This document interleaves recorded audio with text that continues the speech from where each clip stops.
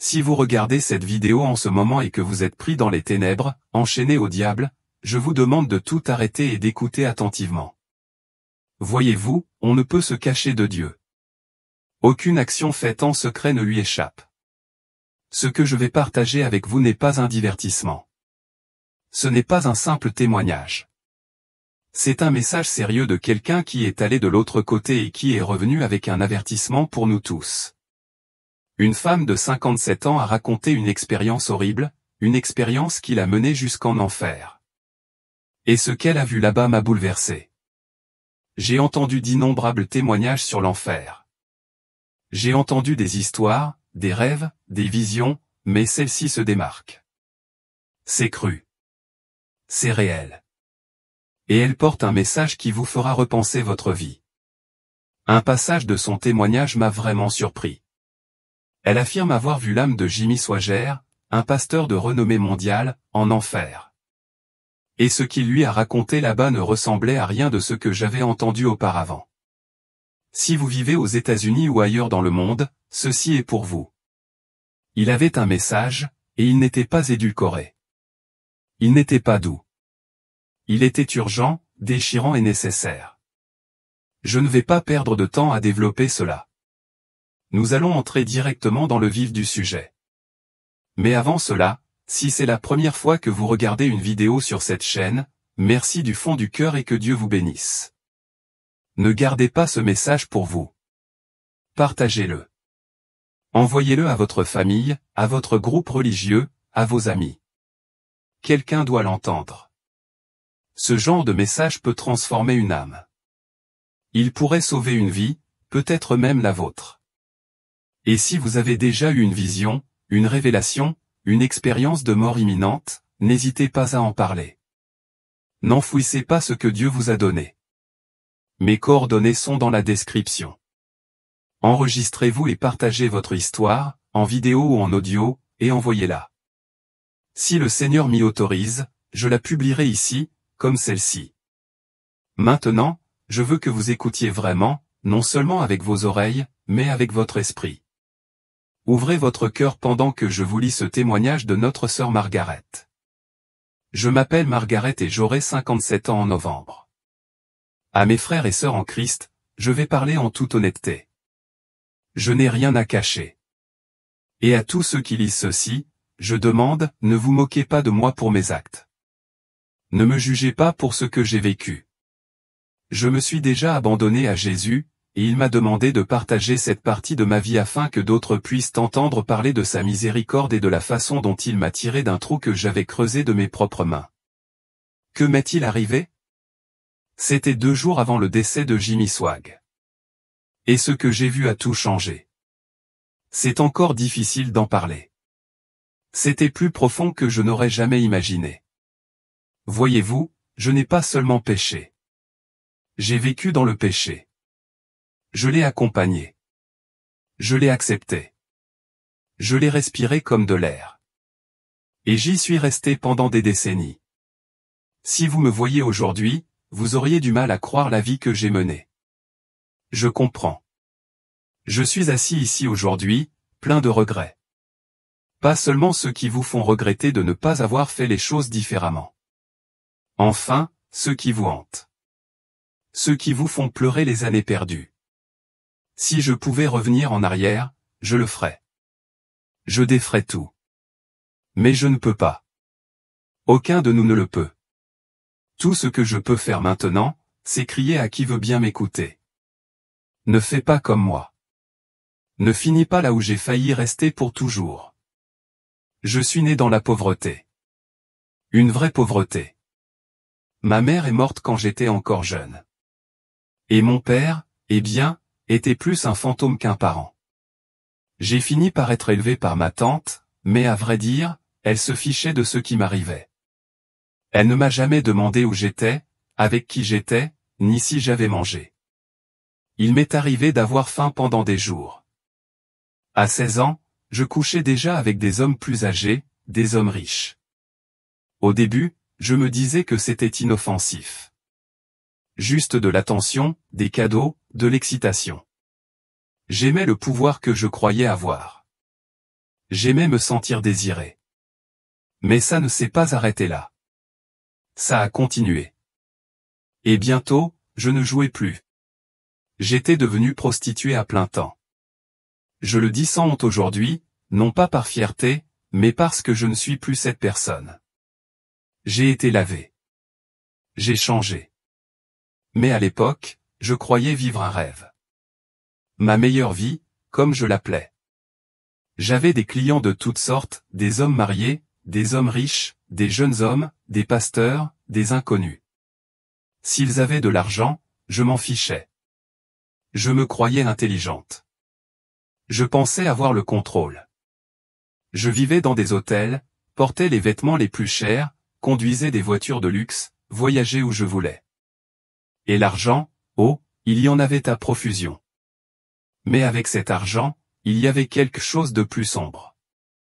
J'ai eu tellement d'avortements que j'en ai perdu le compte. Parfois, je ne savais même pas qui était le père.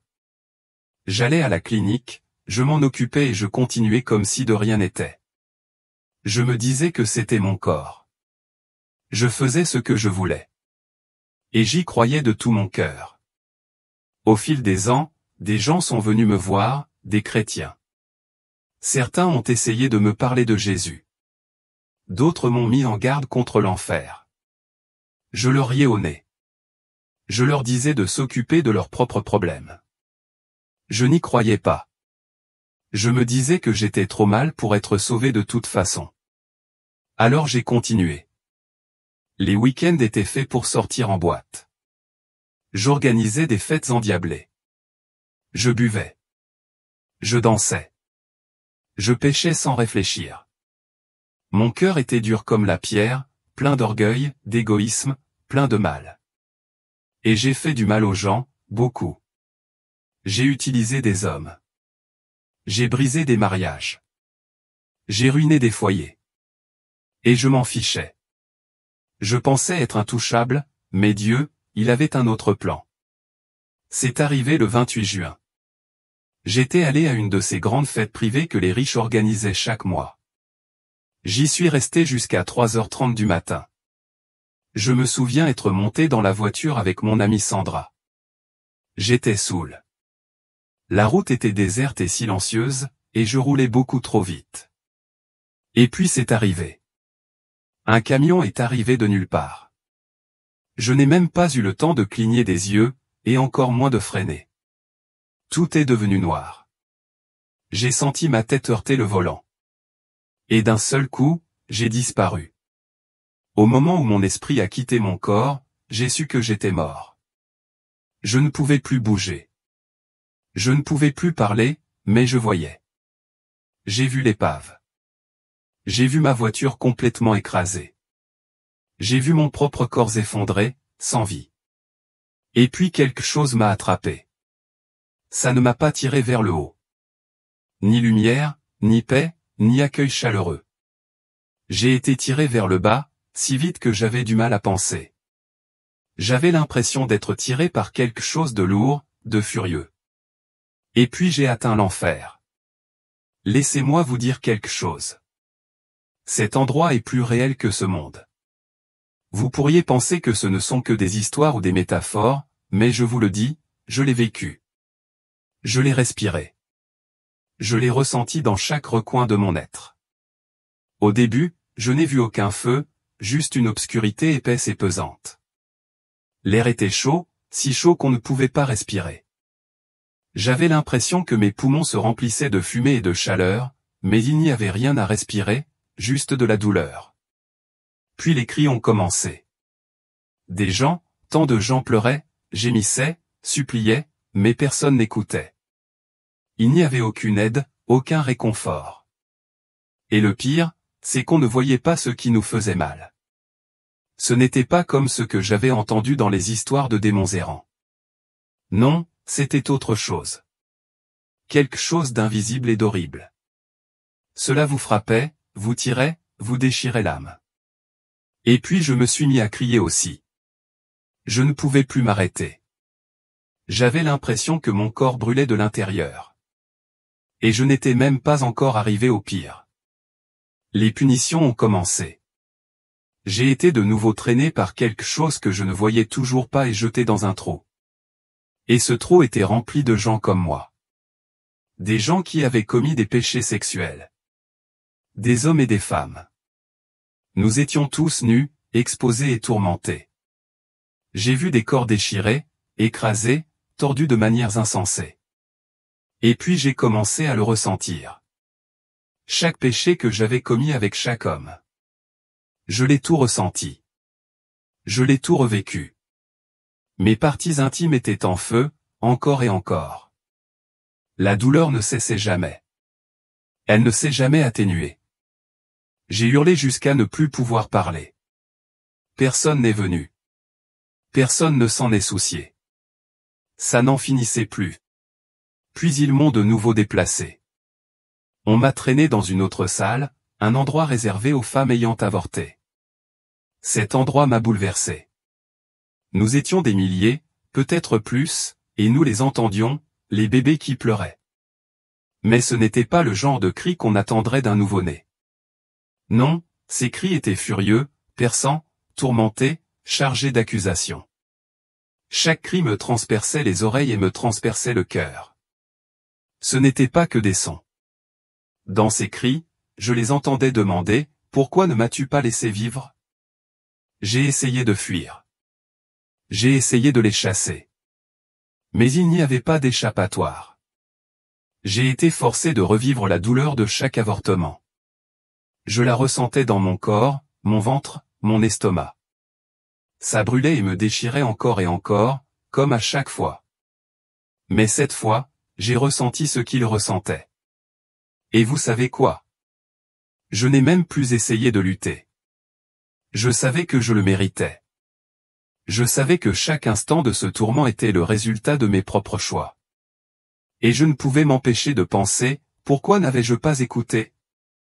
Pourquoi n'avais-je pas prêté attention aux avertissements? Pourquoi leur avais-je ri au nez? Mais ce n'était pas fini. Après avoir enduré ce supplice pendant ce qui m'avait semblé une éternité, j'ai été de nouveau entraîné, cette fois vers un endroit plus sombre et plus vaste que tout ce que j'avais vu auparavant. Cela semblait sans fin, comme un gouffre sans fond, et l'air environnant était plus lourd, plus froid, plus suffocant. Je ne savais pas où j'allais, mais je savais que ce serait pire. Dès mon arrivée, j'ai senti que cet endroit recelait une souffrance différente. Ce n'était pas pour le pécheur moyen. Cet endroit était réservé à ceux qui avaient autrefois détenu la vérité, à qui la parole de Dieu avait été confiée, mais qui l'avaient trahi. C'est alors que j'ai vu ces pasteurs, des milliers. J'étais stupéfait. J'avais toujours cru que chaque prédicateur, chaque pasteur, chaque homme de Dieu serait au paradis à sa mort. C'est bien ce que je pensais. Mais j'avais tort. Terriblement tort. Ces pasteurs criaient plus fort que tous ceux que j'avais entendus auparavant. Leurs cris n'étaient pas seulement dus à la douleur. Ils étaient aussi le résultat d'un choc profond, d'une incrédulité profonde. Ils ne s'attendaient pas à être là. Je les ai vus subir différentes tortures. Certains étaient enchaînés et fouettés avec des liens de feu brûlants. D'autres étaient pendus la tête en bas, tournoyés en cercles incessants. C'était horrible à voir. Mais en enfer, il n'y a personne pour avoir pitié de vous, personne pour vous expliquer, personne pour vous sauver. Puis mon regard fut attiré par quelque chose qui me bouleversa profondément. Un immense trou au centre de la pièce se mit à tourner comme une machine. Il tournoya violemment, produisant un bruit assourdissant, comme un grondement métallique, puis soudain, sans prévenir, quelqu'un en fut éjecté, projeté dans les airs et atterrit non loin de moi. Son corps était suspendu dans les airs, enchaîné au poignet, comme un tribunal pénal en train de juger. Et c'est là que j'ai vu son visage. C'était Jimmy Swaggart. Je n'arrivais pas à y croire. Je l'avais vu prêcher à la télévision tant de fois au fil des ans. C'était une célébrité, quelqu'un qu'on admirait. Mais maintenant, il était là, enchaîné, à l'agonie. Il ne pleurait pas seulement, il saignait des yeux. D'épaisses gouttes de sang coulaient sur son visage. Le poids du chagrin qui pesait sur lui était insupportable. Toute son expression exprimait le regret, un regret profond et douloureux. Il tourna son visage vers moi et parla. Sa voix était brisée mais claire. Et dites-leur, dit-il, dites à mes collègues pasteurs d'Amérique, arrêtez de jouer avec Dieu. Arrêtez de mentir aux gens. Arrête de cacher le péché derrière la chair. Il marqua une pause, tremblant tandis que des larmes de sang continuaient de couler. Je pensais que j'irais au paradis. J'y croyais vraiment. Mais au moment de ma mort, j'ai été entraîné ici. Tout ce que j'essayais de cacher a été révélé. La luxure, l'adultère, la tromperie, tout était exposé devant moi. Rien ne restait caché. Je restais figé, incapable de réagir. Il avait l'air si anéanti, si désespéré. Il implora Dieu à haute voix, « S'il te plaît, laisse-moi rentrer. Laisse-moi les avertir. S'il te plaît, Seigneur, laisse-moi rentrer. » Sa voix se brisa de désespoir. Mais avant qu'il puisse dire un mot, cette même force invisible revint, le saisit en plein vol et le ramena dans la fosse tourbillonnante. Je le regardai disparaître, ses cris se fondant dans un rugissement sans fin. Ce fut la dernière fois que je le vis. Et puis ce fut à nouveau mon tour. J'étais projeté plus profondément dans le gouffre, projeté dans de nouvelles chambres d'agonie. J'étais tiraillé dans tous les sens, mon corps se déchirant à chaque tiraillement. Je n'avais plus de force, plus de pensée, juste de la douleur. J'avais perdu tout espoir. Je croyais sincèrement que c'était ma fin, que c'était mon éternité. Mais alors j'entendis quelque chose. Une voix. Elle n'était pas comme les autres. Elle n'était pas en colère. Elle n'était pas tourmentée. Elle était forte, puissante, impérieuse, et pourtant pleine de miséricorde. Et elle ne prononça que 3 mots, « Laisse-la partir ». Aussitôt, tout s'arrêta. Les forces qui me torturaient relâchèrent leur emprise. Les flammes reculèrent. Le sol sous mes pieds a bougé et soudain, je me suis senti m'élever. Non pas tomber, mais m'élever. Je me suis envolé rapidement, comme attiré par la lumière elle-même. La chaleur a commencé à s'estomper. Les cris se sont éloignés. Puis j'ai ouvert les yeux. J'étais dans un lit d'hôpital. Quand j'ai ouvert les yeux, le monde autour de moi était flou, froid et silencieux. J'étais allongé dans un lit d'hôpital et, pendant un instant, je ne savais plus où j'étais. Puis, j'ai entendu quelqu'un dire « Elle est réveillée ». Les infirmières se sont précipitées à l'intérieur, et j'ai lu le choc sur leur visage. Plus tard, j'ai appris que j'étais dans le coma depuis 72 heures. Les médecins pensaient que je n'y survivrais pas. Ils avaient dit à ma famille et à mes amis de se préparer au pire. Mais là, j'étais en vie. Les premiers mots qui sont sortis de ma bouche n'étaient pas des questions sur ce qui s'était passé ou sur la gravité de ma blessure. Non, la première chose que j'ai demandé, c'était un homme de Dieu. J'ai dit à l'infirmière, « S'il vous plaît, trouvez-moi un pasteur. J'ai besoin de me repentir. » Je tremblais, désespéré. J'avais l'impression que le temps me manquait. Même si je venais de me réveiller, l'urgence était écrasante dans mon esprit. Je répétais sans cesse, j'ai besoin de parler à quelqu'un qui puisse prier avec moi. Maintenant, il ne comprenait pas. Comment aurait-il pu? Il n'avait pas vu ce que j'avais vu. Il n'avait pas ressenti ce que j'avais ressenti. Après avoir demandé à plusieurs reprises, une infirmière a finalement accepté d'appeler quelqu'un. Un pasteur est venu le lendemain. Dès qu'il est entré dans la pièce, j'ai craqué. Je lui ai tout raconté. J'ai tout avoué. Ma vie, les avortements, les mensonges, l'orgueil, le péché, tout ce que j'avais vu en enfer. Je n'ai oublié aucun détail. J'ai pleuré en demandant pardon à Dieu. Je l'ai imploré de me pardonner. Et à cet instant, j'ai su qu'il m'avait entendu. Depuis ce jour, ma vie n'a plus jamais été la même. J'ai coupé les ponts avec tous mes amis du passé.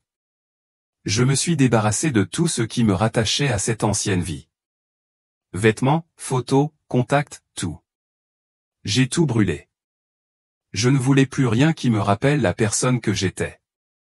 Je mène désormais une vie simple et tranquille. Je prie. Je cherche Dieu et je lui demande chaque jour d'utiliser le temps qui me reste pour avertir les autres, car je sais ce que j'ai vu. Je sais ce que j'ai ressenti. Et je ne l'oublierai jamais. L'enfer existe. Et le plus terrifiant, c'est qu'il est rempli de gens qui n'auraient jamais pensé y finir. Des gens comme moi. Des gens qui ont ignoré les avertissements.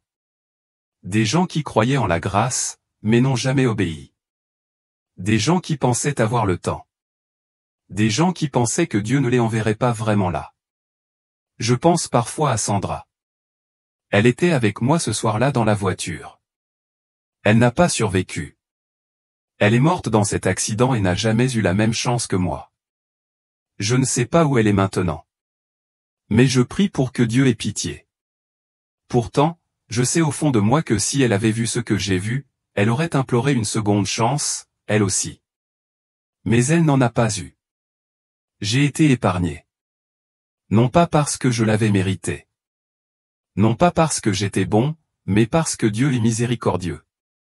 S'il a pu sauver quelqu'un comme moi, il peut sauver n'importe qui. Mais seulement s'ils se repentent de leur vivant. Car une fois que l'âme quitte le corps, c'est fini. Il n'y a pas de retour en arrière. Pas de deuxième tentative, pas de marchandage. Voilà mon histoire, Joseph. Je te prie de ne jamais l'oublier.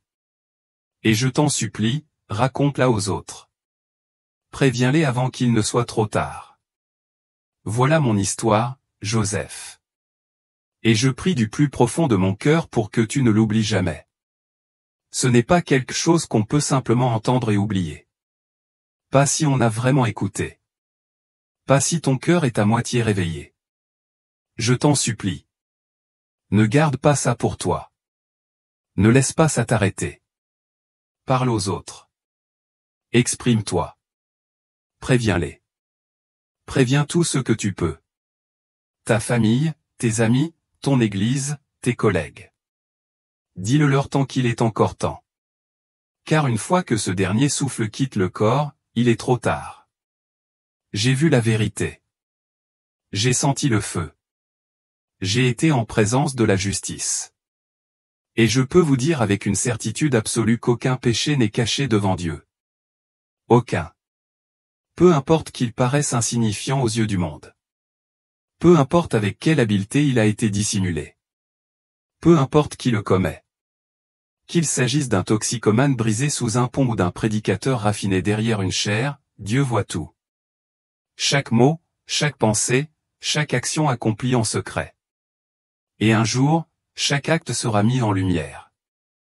Faites-le savoir aux gens, surtout à ceux qui pensent qu'ils vont bien simplement parce qu'ils vont à l'église ou connaissent les Écritures, surtout à ceux qui se reposent sur leur propre bonté. Parce que j'ai appris à mes dépens. Même les pasteurs ne sont pas assurés d'aller au paradis. Les titres ne valent rien si le cœur n'est pas droit. L'assistance à l'église, les sermons, la chorale, les robes, rien de tout cela n'a d'importance s'il n'y a pas de sainteté. Je l'ai vu de mes propres yeux. J'ai vu des ministres en enfer. Des milliers criaient plus fort que quiconque parce qu'ils avaient mieux su et avaient quand même choisi le monde. J'ai vu ce qui arrive à ceux qui prêchent une chose le dimanche et vivent une vie complètement différente derrière des portes closes.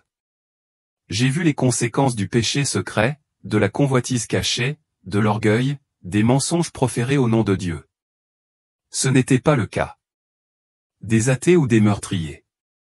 C'étaient des gens qui se tenaient sur des autels, qui dirigeaient les prières, qui connaissaient la Bible mieux que quiconque. Mais ils vivaient dans l'obscurité.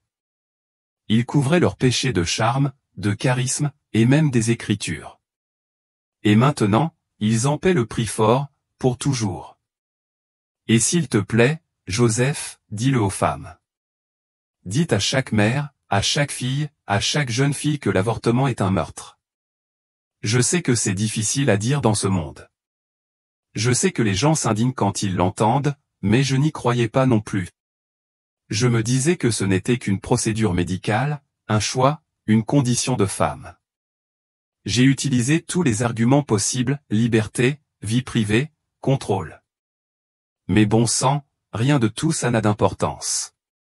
Ce que j'ai vu, ce que j'ai ressenti, a brisé tous les mensonges que je m'étais racontés. J'ai entendu les bébés. J'ai entendu leur voix. Leurs cris n'étaient pas doux. Ils n'étaient pas innocents. Ils étaient forts, furieux, accusateurs.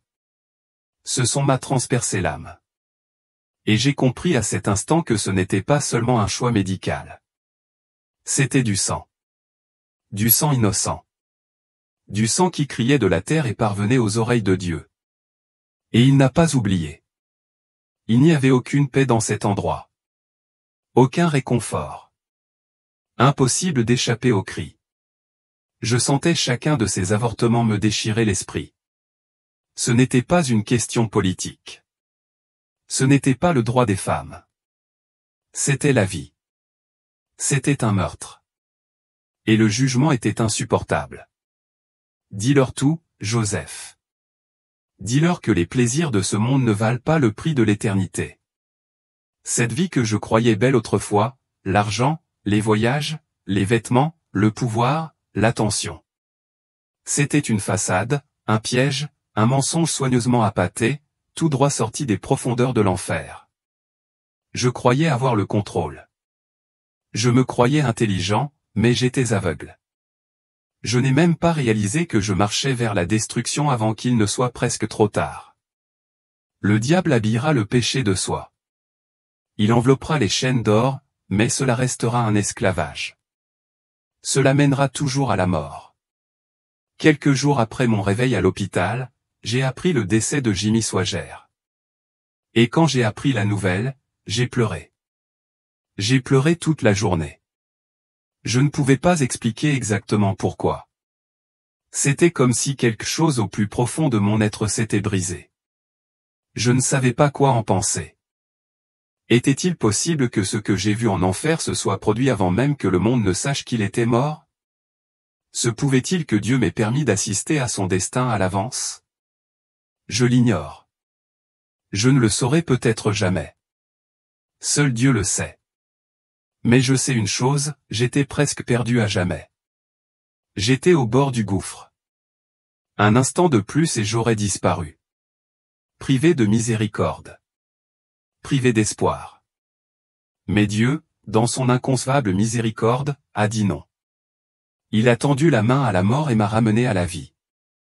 Non pas que je le méritais, non pas parce que j'étais spécial, mais simplement parce qu'il est miséricordieux.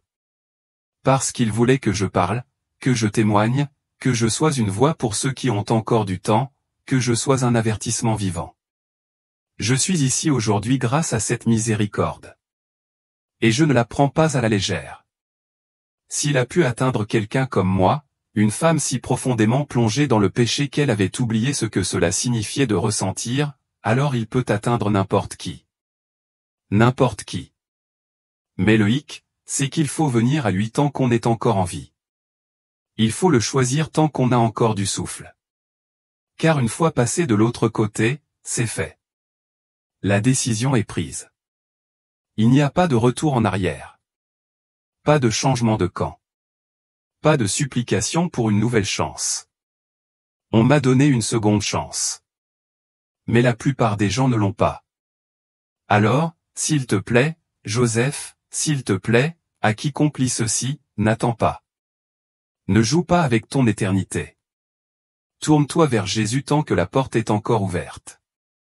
Si vous êtes encore là, si vous lisez encore ceci, alors peut-être, juste peut-être, Dieu vous touche à nouveau au cœur. C'est peut-être votre moment.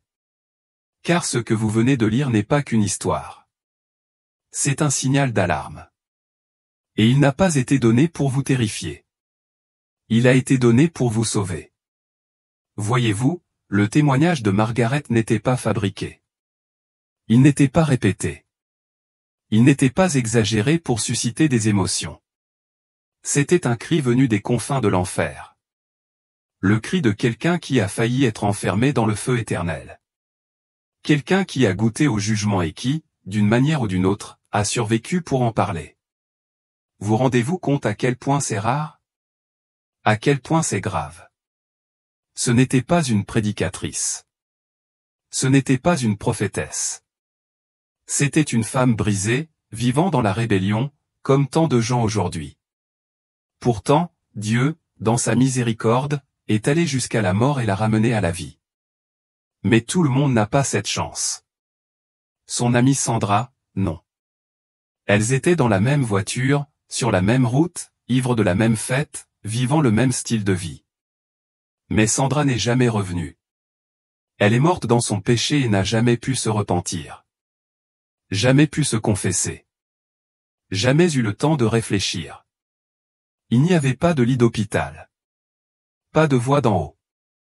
Pas de seconde chance. Comprenez-vous à quel point cela est déprimant? Margaret n'a pas été sauvée parce qu'elle était bonne.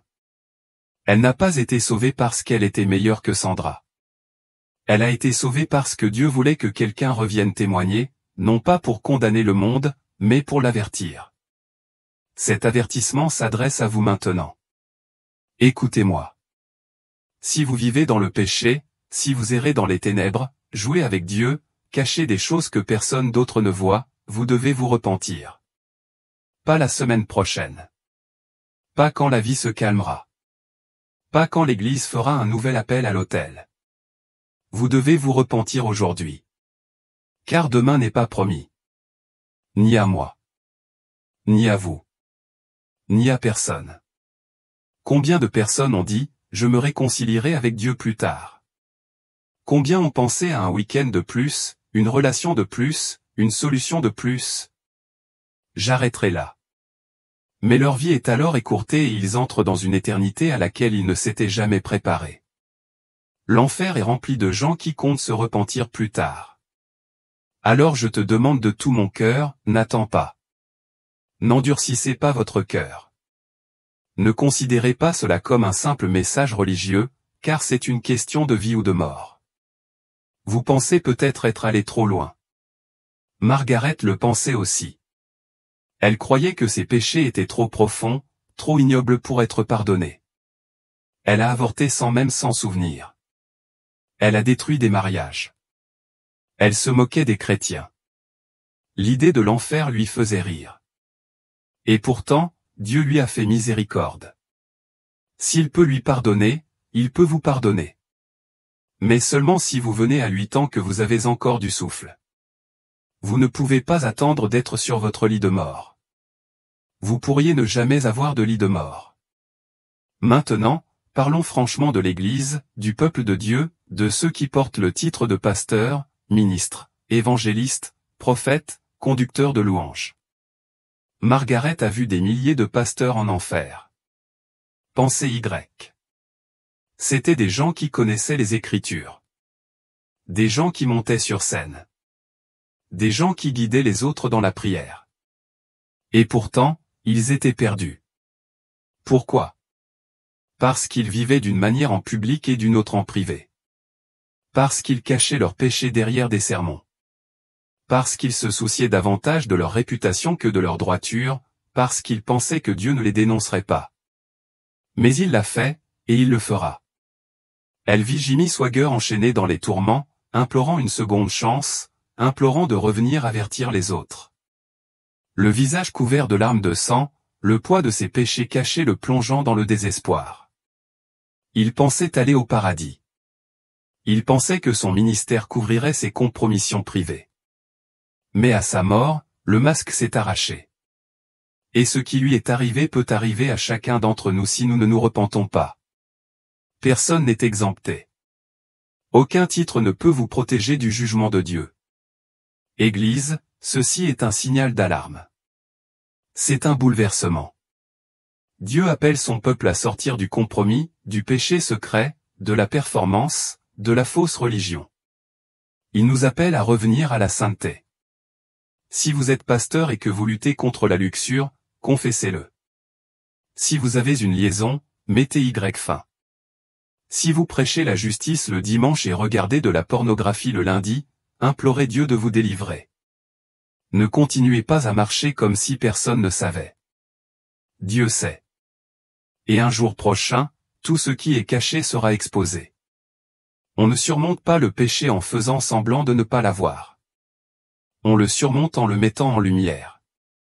Par le jeûne, par la prière, par la responsabilité, par une repentance sincère. La grâce de Dieu est puissante, mais elle n'agit que si nous cessons de courir et commençons à nous soumettre. Laissez-moi vous poser une question. Quand avez-vous pleuré pour la dernière fois sur votre péché?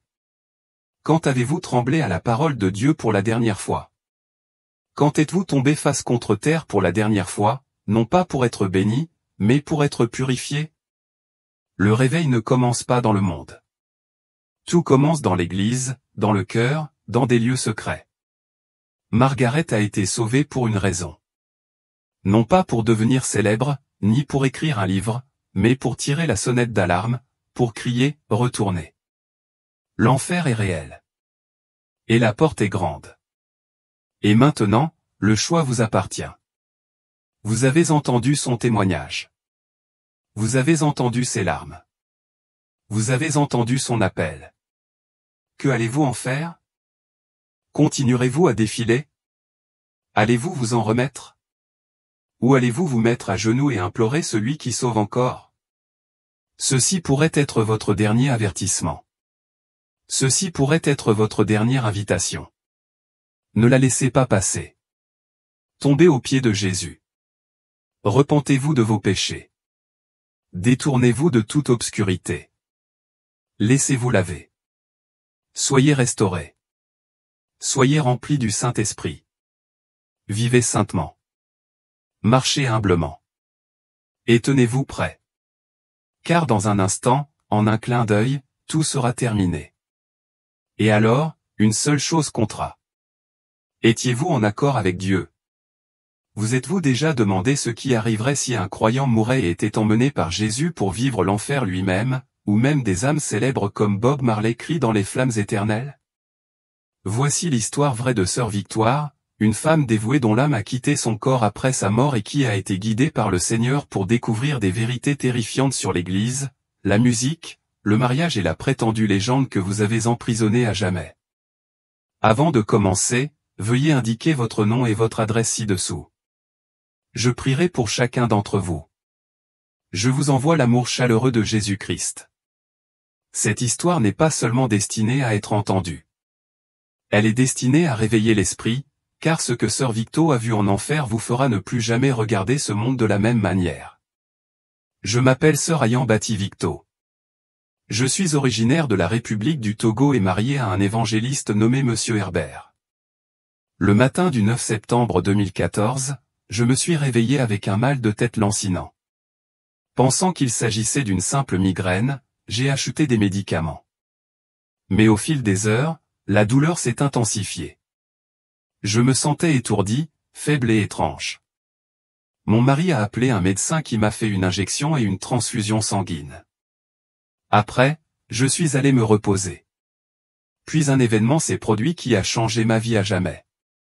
Alors que j'étais allongé dans mon lit, une lumière vive inondait ma chambre, une lumière qui n'était pas de ce monde. Mon mari et mes enfants dormaient à mes côtés, mais je sentais mon corps s'immobiliser, comme si quelque chose me tirait de l'intérieur. Je ne pouvais plus parler. Je ne pouvais plus bouger. Je pensais mourir. J'ai commencé à confesser silencieusement tous les péchés que j'avais commis, depuis mon enfance. Soudain, deux anges, rayonnants de gloire, apparurent dans ma chambre. Ils m'appelèrent par mon nom. Victoire, lève-toi. Nous devons partir. Je me levai pour les suivre, mais je réalisai que mon esprit s'était élevé de mon corps, toujours étendu sur le lit.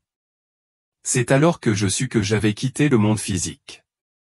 Tandis que je suivais les anges, je me retrouvais à courir, sans savoir où j'allais, mais à une vitesse surnaturelle. Soudain, une voix puissante retentit. « Arrête-toi !» Je me figeai. Il n'y avait personne en vue. Puis, descendant du ciel dans une gloire indescriptible, le Seigneur Jésus-Christ apparut. Son visage rayonnait d'une lumière aveuglante. Je ne pouvais pas le regarder directement. Sa présence dominait tout autour de moi. Nous nous trouvions dans un vaste espace vide, tel un désert. Puis le Seigneur me conduisit à un carrefour. Devant moi se trouvaient deux routes. L'une était large et remplie de milliers de personnes. L'autre était étroite et complètement vide. J'ai remarqué que les gens sur cette large route avaient l'air très pieux. Les femmes portaient des vêtements modestes, sans bijoux, ni maquillage. Leur tête était couverte. Les hommes ressemblaient à des pasteurs et à des responsables d'église. Certains chantaient, d'autres priaient en langue. Ils avaient tous l'air d'être des hommes de Dieu. Alors je me suis dit, ils étaient chrétiens, tout comme moi. Je devrais les rejoindre. Et je l'ai fait. Je me suis mêlé à la foule. Mais soudain, une voix tonitruante a retenti d'en haut. Victoire, sors d'entre eux. Alors la main du Seigneur m'a tiré hors de la foule et m'a ramené au carrefour. Jésus m'a regardé et m'a dit, Victi, ces gens sont chrétiens de nom, mais pas de cœur. Bien qu'ils aillent à l'église, s'habillent modestement et parlent de moi, leur cœur est rempli de mensonges, de convoitises, de haine et d'hypocrisie. Ils marchent sur le grand chemin qui mène à l'enfer. J'étais sous le choc. Ils avaient l'air des personnes les plus saintes que j'ai jamais vues. Puis le Seigneur m'a dit de regarder à nouveau le grand chemin. J'ai vu quelque chose d'étrange. Des gens jouaient au football, ce que certains d'entre vous appellent le soccer. Certains s'entraînaient. D'autres tenaient des ballons de football. D'autres étaient des supporters portant le maillot de leur équipe préférée. Jésus m'a dit, ces footballeurs et leurs supporters sont en enfer. Le football n'est pas qu'un jeu. C'est un système satanique. Il m'a montré une vision spirituelle dans le royaume des ténèbres. Des démons jouaient au football avec un crâne humain. Le Seigneur m'a révélé l'esprit du football, une puissance démoniaque derrière ce sport. Il a dit, cet esprit est vénéré par les équipes, les joueurs et les supporters. Jésus a dit, aucun homme ni aucune femme dont le cœur est lié au football n'entrera dans mon royaume. J'étais bouleversé. Je n'aurais jamais imaginé qu'une chose aussi populaire que le football puisse avoir une origine aussi obscure. Jésus me prit la main et me dit, viens avec moi. Un instant plus tard, nous étions devant la porte du paradis. C'était quelque chose de différent de tout ce que j'avais vu. Rayonnant et saint, empli d'une paix qui faisait trembler mon âme. Devant la porte, une longue file de personnes attendait pour entrer. 3 anges montaient la garde, et l'un d'eux avait les yeux rivés sur tout son corps. Il voyait tout. Rien ne lui était caché. Un à un, les gens s'avancèrent. L'ange aux yeux perçants examinait chacun. S'ils en étaient dignes, il hochait la tête et les portes s'ouvraient. La personne entrerait dans la gloire éternelle. Mais s'il n'en était pas digne, il secouait la tête de chagrin. Soudain, une puissante tempête surgissait, saisissait la personne et l'emportait. J'entendais leurs cris tandis qu'on les emmenait, leurs voix s'estompant au loin. C'était terrifiant. La file d'attente continuait d'avancer, mais ce jour-là, je n'ai vu qu'une seule femme acceptée au royaume des cieux. Une seule. C'était une femme discrète, vêtue simplement, pleine de paix. Jésus m'a dit, cette femme priait constamment, vivait en paix avec tous, faisait preuve d'amour et ne dévoilait jamais son corps. Elle marchait humblement devant moi. Lorsqu'elle franchit la porte, les anges se réjouirent. Ils dansèrent et chantèrent, louant le Seigneur avec une grande joie. Le ciel célébrait l'arrivée d'une âme fidèle. Jésus se tourna vers moi et dit, Victi, voici la réalité.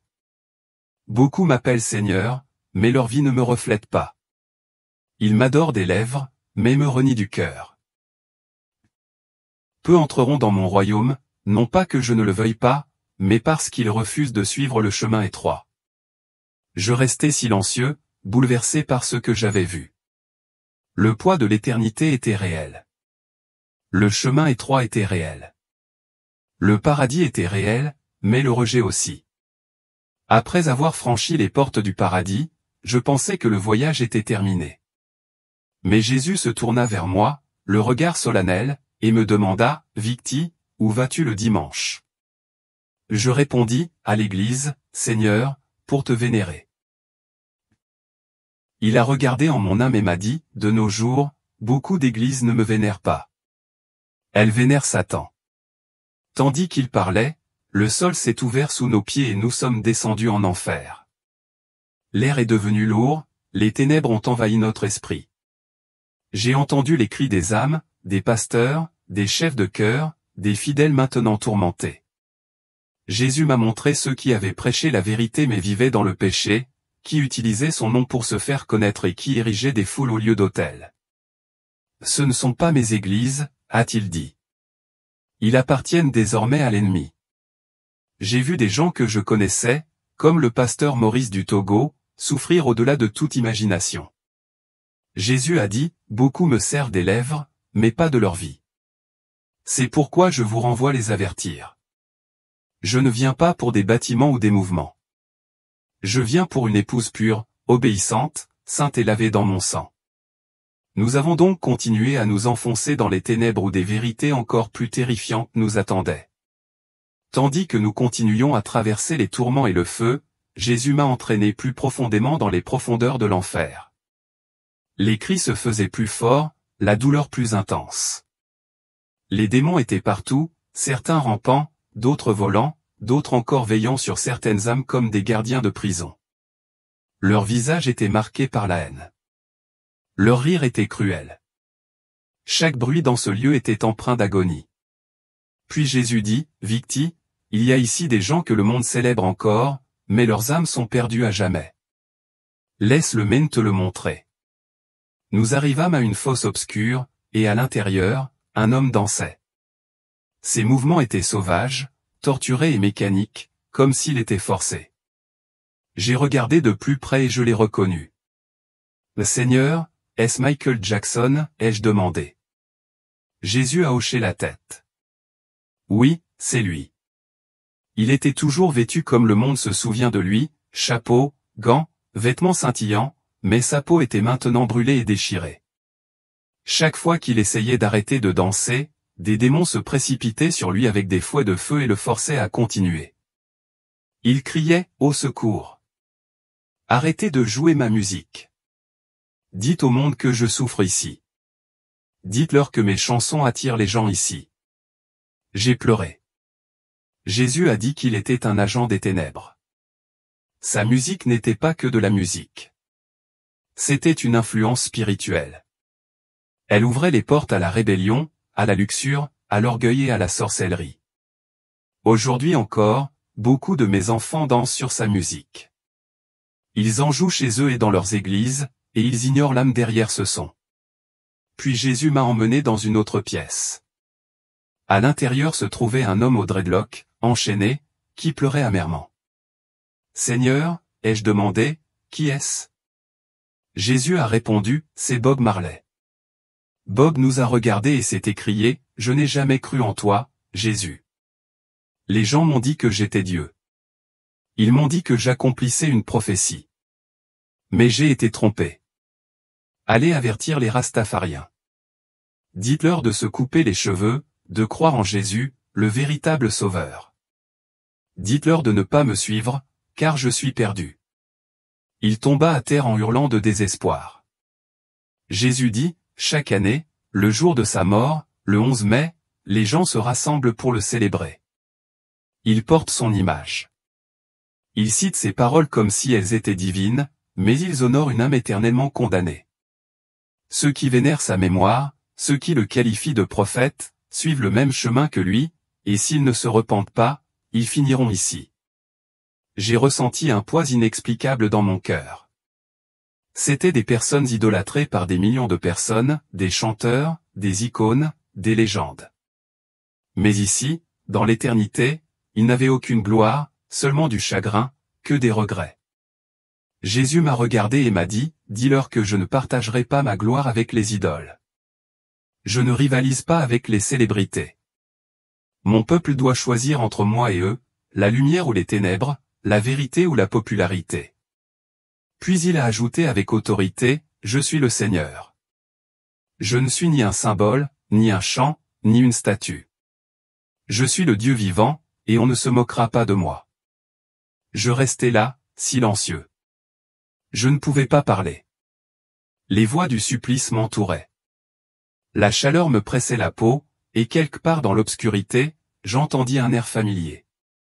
Une chanson de Michael Jackson résonnait faiblement, suivie d'un cri.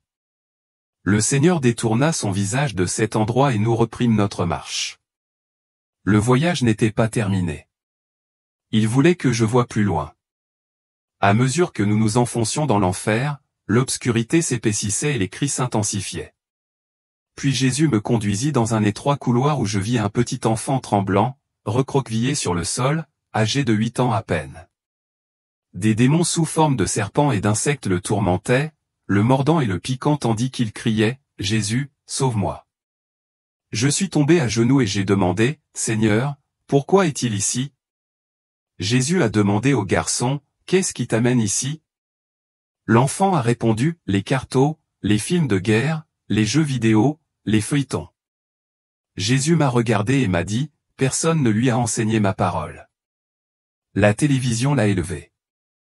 Ses parents ont laissé son âme sans protection. » J'ai regardé l'enfant tendre la main vers Jésus, mais le Seigneur est resté immobile.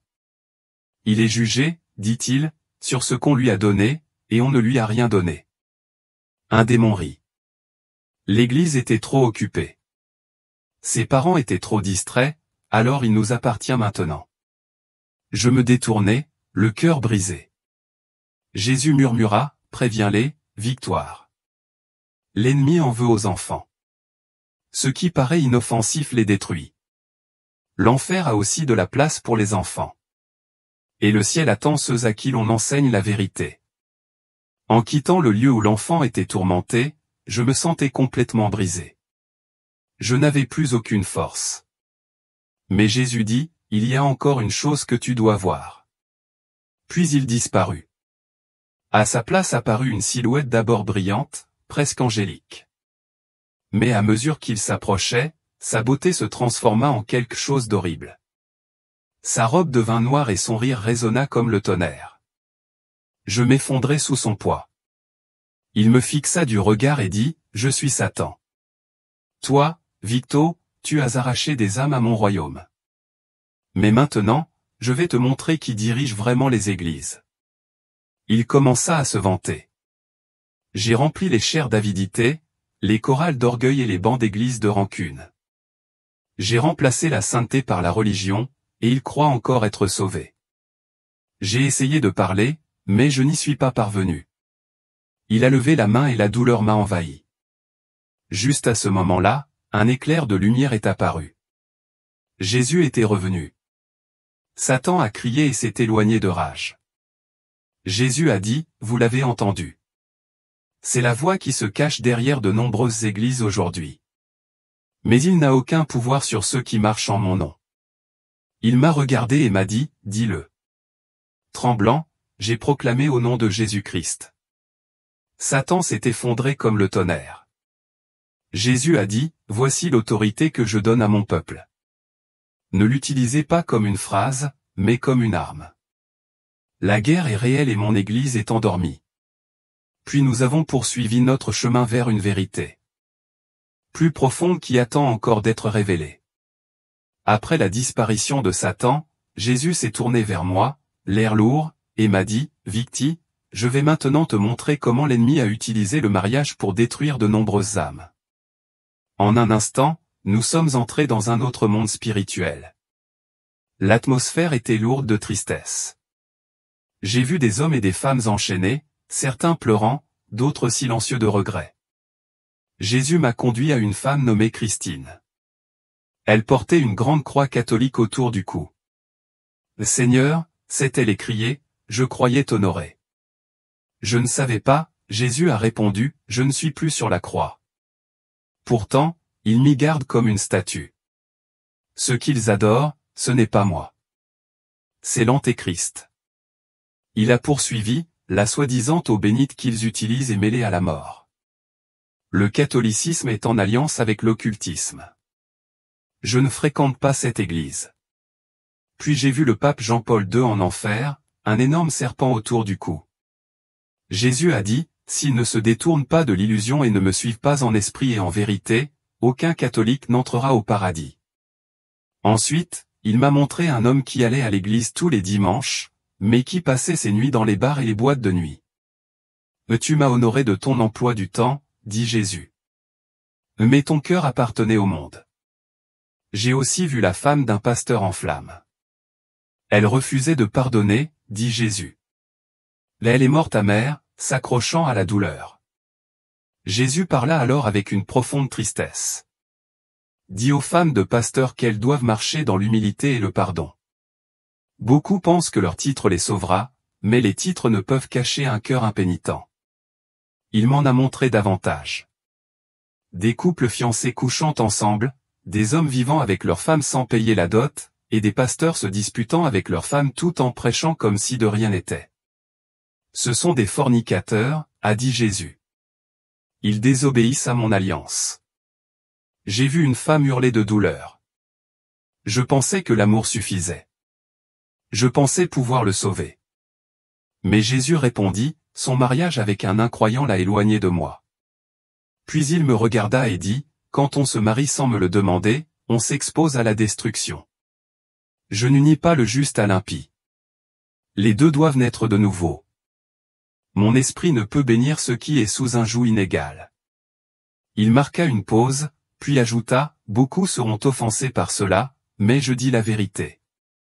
Et quand la vérité est rejetée, le jugement s'ensuit. J'ai ressenti le poids de ces paroles. Le mariage n'est pas seulement une décision humaine. C'est une alliance spirituelle. Et lorsqu'il est contracté en dehors de sa volonté, il peut devenir une chaîne menant droit à la mort éternelle. Puis Jésus regarda devant lui et dit, maintenant, les victimes, leur apparence, leur choix et l'état de leur cœur attirent le jugement sur elles. Et nous avons pénétré dans un autre lieu douloureux. Nous sommes entrés dans un endroit qui semblait plus calme que le reste de l'enfer, mais non moins terrifiant. C'était plus sombre, plus pesant. Je sentais quelque chose de différent dans l'air. Ce n'était pas le chaos de la violence ou du blasphème comme dans les autres chambres. Ici, je ressentais le poids de la vanité, de l'orgueil, de la séduction et de la rébellion cachée. Jésus se tourna vers moi et me dit, « Victi, c'est ici que beaucoup de mes filles finissent. Parle avec assurance. N'aie pas peur. » Devant nous apparurent d'innombrables femmes, toutes enchaînées, certaines pleurant, d'autres criant, d'autres se griffant le visage de regret. La plupart étaient magnifiquement vêtues, mais leur beauté s'était retournée contre elles. Leurs cheveux étaient devenus des serpents. Leurs vêtements étaient devenus des flammes. Leur maquillage fondait sur leur visage comme de l'acide. Jésus en désigna une et dit, elle était connue pour sa beauté, mais sa beauté est devenue son Dieu. Alors que nous traversions la foule, Jésus commença à s'adresser non pas à moi, mais aux âmes elles-mêmes. On vous disait, vous avez été prévenus. Ma parole était claire, mais tu as suivi le monde au lieu de me suivre. Puis il m'a regardé et m'a dit, Victi, dis à mes filles que beaucoup de leurs accessoires, leurs cheveux artificiels, leurs fossiles et leurs idoles de mode sont maudits. Certains de ces produits sont voués à des hôtels démoniaques avant même d'arriver en magasin. Et quand elles les portent, elles ne portent pas seulement du style, elles portent de l'esprit. Je restai bouche bée, Seigneur, dis-tu que ces choses portent des démons? Jésus répondit, pas toutes, mais beaucoup, et mon esprit les a avertis. Mais ils font taire cette conviction dans leur cœur. Ils disent, c'est juste une mode. Ce ne sont que des cheveux. Dieu regarde au cœur. Mais je vous le dis, ceux qui couvrent le corps reflètent ceux qui gouvernent le cœur. Il désigna une femme aux longues tresses artificielles, maintenant vivante comme des serpents noirs qui lui mordaient le cuir chevelu. Elle hurla, je ne savais pas. J'ai juste suivi mes amis. Je ne pensais pas que cela avait d'importance. Jésus répondit avec tristesse. Je t'ai donné une couronne naturelle. Tu l'as échangée contre ce que le monde appelait la beauté, mais tu ne m'as jamais demandé ce que je désirais. Tu n'as jamais recherché ma beauté. Nous avons continué et Jésus m'a montré des femmes qui avaient autrefois servi dans l'Église. Il a dit, c'étaient des pasteurs, des épouses, des responsables de culte, des mentors de jeunes, mais leur cœur était rempli de compétition, de jalousie et d'orgueil. Ils s'habillaient pour impressionner les autres, pas pour m'honorer. J'ai vu une femme qui dansait autrefois à l'église. Sa robe était courte. Ses louanges étaient fortes. Mais maintenant, elle était silencieuse, brûlante de honte. Elle dansait chez moi. Jésus dit, mais pas pour moi. Elle voulait attirer l'attention, et elle l'a obtenu des hommes et de l'enfer. Puis le Seigneur dit quelque chose qui me brûla l'esprit à jamais. Dites aux femmes, je n'ai pas créé leur corps pour être exposé à la luxure. J'ai habillé Ève. J'ai couvert sa honte. Mais cette génération s'est à nouveau dévoilée et appelle cela la liberté. Ce n'est pas la liberté. C'est l'esclavage de l'ennemi. Il a poursuivi, et ne croyez pas que ce soit seulement une question d'apparence. Beaucoup de femmes s'habillent modestement en apparence, mais leur cœur est rempli d'amertume, d'orgueil et de commérage. Elles portent de longues jupes mais nourrissent de la rancune. Elles se couvrent la tête mais exposent leur sœur au jugement et à la calomnie. J'ai pleuré. Jésus a dit, dis-leur de garder leur cœur. Ce qui souille, ce n'est pas seulement ce qui entre dans le corps, mais ce qui jaillit du cœur. Je désire des femmes saintes intérieurement et extérieurement, qui marchent dans le pardon, l'humilité et l'amour. Puis il m'a regardé à nouveau. Dis-leur que l'enfer n'a pas été fait pour elles. Il a été fait pour Satan et ses anges. Mais l'ennemi les trompe par la vanité et la mode, par un amour trompeur et une fausse identité. Et maintenant, beaucoup de mes filles sont prisonnières ici. Il marqua une pause, puis murmura avec une grande urgence, préviens-les, Victoire. Dis-leur que je reviens bientôt, et que je viens chercher une épouse pure. Qu'ils lavent leurs vêtements dans mon sang, et non les ornes de rébellion. Qu'ils reviennent à moi. Alors que nous nous éloignions de ce lieu douloureux, j'entendais encore les cris des femmes, des mères, des filles, des prédicateurs, des adolescentes regrettant des choix qu'elles pensaient inoffensifs. Puis Jésus dit, je vais vous montrer les dirigeants, ceux qui ont autrefois dirigé les autres, mais qui ne m'ont pas suivi. Alors que nous nous éloignions des cris des femmes, l'expression de Jésus changea à nouveau. Ses yeux exprimaient la tristesse et la sainte colère, une douleur légitime. Je la sentais dans l'air, le poids de la trahison, le poids d'une responsabilité malmenée. Il dit, Victi, beaucoup de ceux qui se tiennent devant mon peuple ne sont pas à mes côtés. Viens voir le sort des dirigeants qui ont dirigé sans moi. Nous sommes entrés dans une autre partie de l'enfer. Cet endroit était plus froid.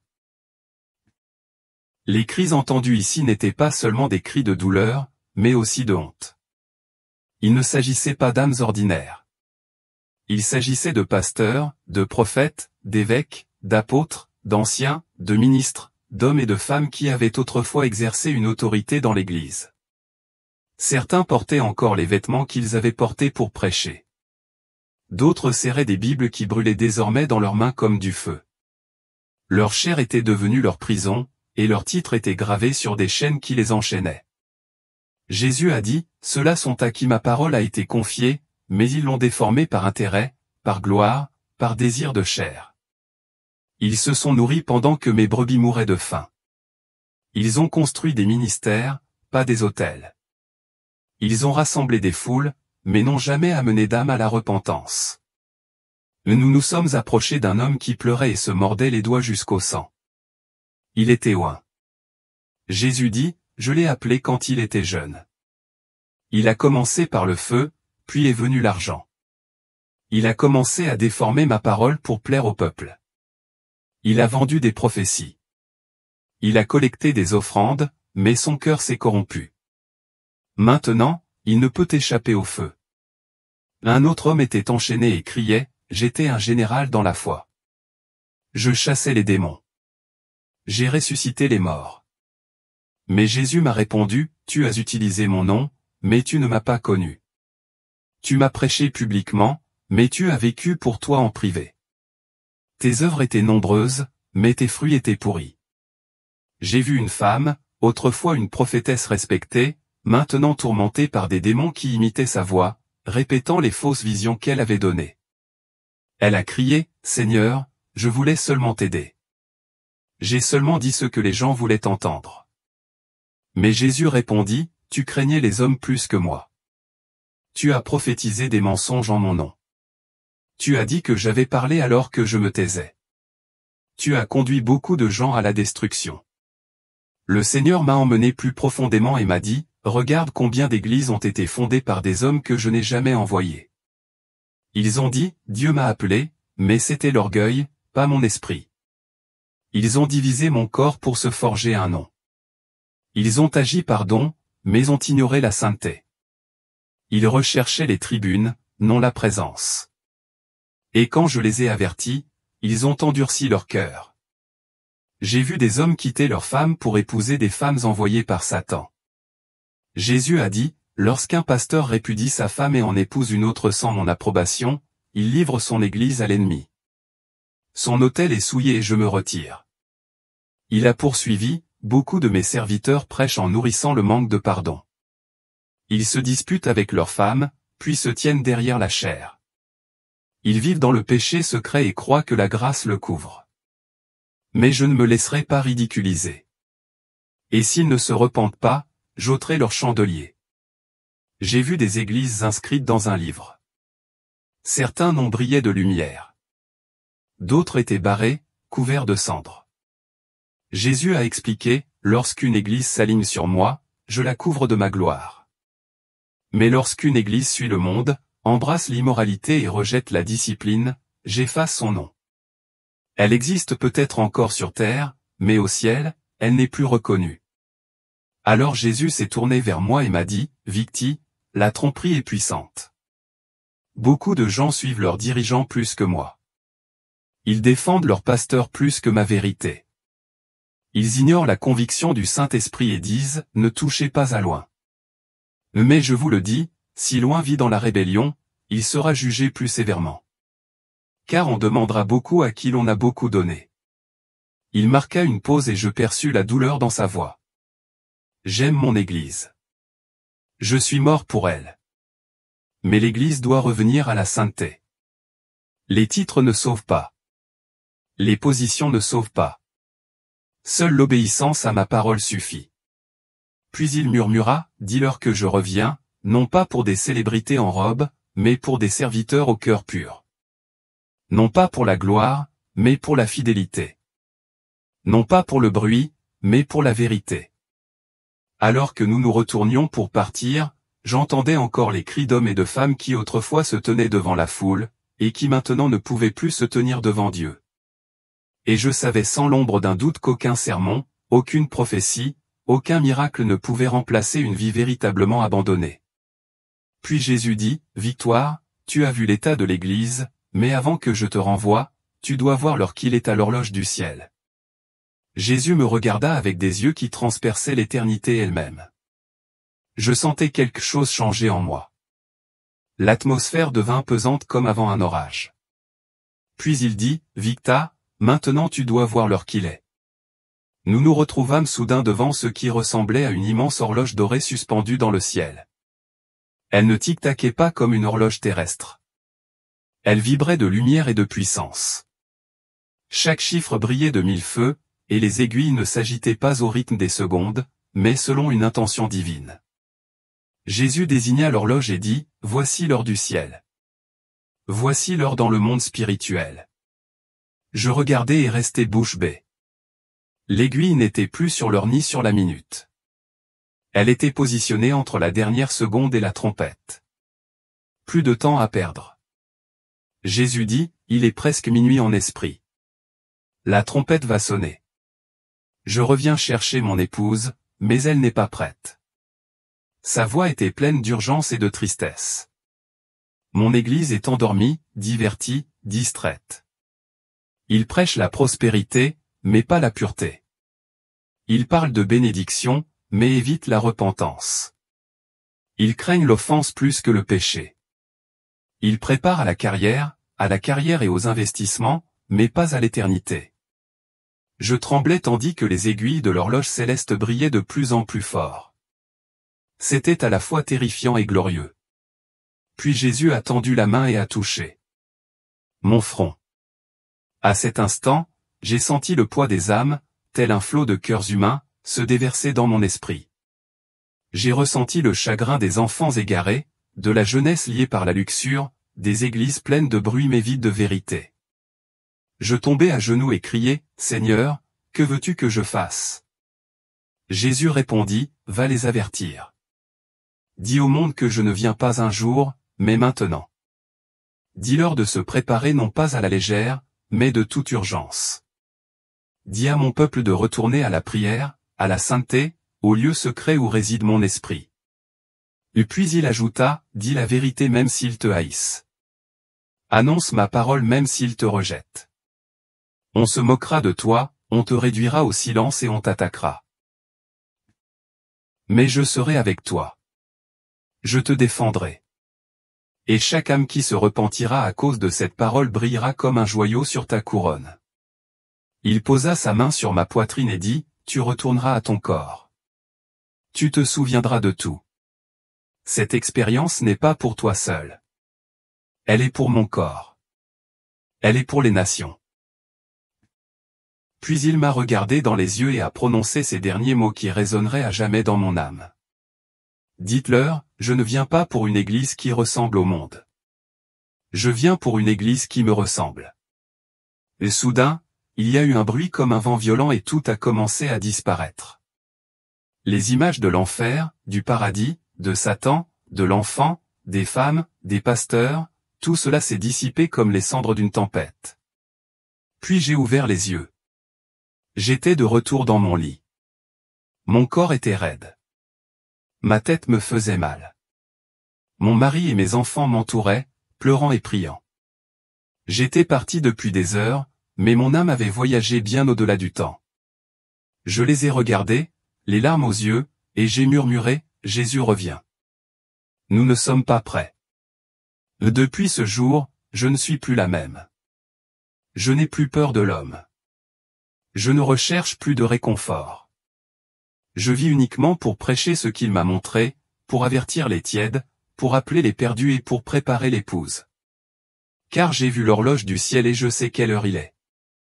Avant même que je puisse commencer à assimiler tout ce que le Seigneur m'avait révélé, il me regarda de nouveau et me dit, Victi, tu n'es pas la seule à qui j'ai révélé ces choses. Il y en a d'autres, jeunes et vieux, que j'ai emmenés au-delà du voile pour leur faire découvrir la vérité que beaucoup refusent d'entendre. Et puis il murmura, écoute maintenant le témoignage d'un jeune garçon, un humble servant d'autel, dont j'ai emporté l'esprit dans l'éternité, où il a été témoin de ce que peu pouvaient imaginer, le destin d'un homme que le monde révérait. Ce garçon se tenait devant moi, effrayé, et ce qu'il voyait, c'était Billy Graham en enfer. Musique,